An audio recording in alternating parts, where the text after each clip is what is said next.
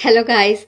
તો ભાઈ બધા હા ને મને મેસેજ કરે હા ઇન્ડિયાથી કે ભાઈ યુકે અવાય કે ના અવાય અને યુકેમાં જોબનું કેમનું હ.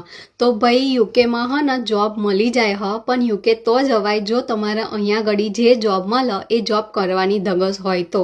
કેમ કે અહીં આપણે ઇન્ડિયા જેવું નહીં ભાઈ કે મારી પાસે તો આટલી સારી ડિગ્રી હ અને મારી પાસે તો એમ હ તો મને સારી એવી જોબ મળી જાય કે હું તો મસ્ત મજાનું બસ ત્યાં ઓફિસમાં બેસીને કામ કર્યા કરું.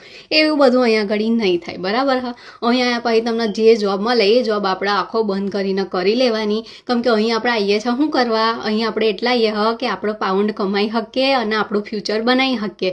તો ભાઈ આપણને જે જોબ મળે એ જોબ આખો બંધ કરીને કરી લેવી ગાઈસ. અને અહીંયા હા ને જોબ મળે હ, પણ અહીં આવ્યા પછી તમારે ભલે સ્ટુડન્ટ વિઝા હોય કે તમારા પાસે જે વિઝા હોય પણ તમે અહીંયા જો આવ્યા પછી કોઈના સહારે બેસી રહ્યા ને કે ભાઈ આ મારો ભાઈ હ, આ મારી બોન હ, આ મને જોબ હોધી દે હે, તે એ બધું નહીં થાય ગાઈસ. અહીં તમે આવો એટલે આયા પછી સીધું તમારે શું કરવાનું, તો જેટલી ઓનલાઈન એપ્લિકેશન છે મસ્ત સીવી બનાવીને બધામાં અપ્લાય કરી દેવાનું. જે બી દેખાય બધામાં અપ્લાય કરી દો.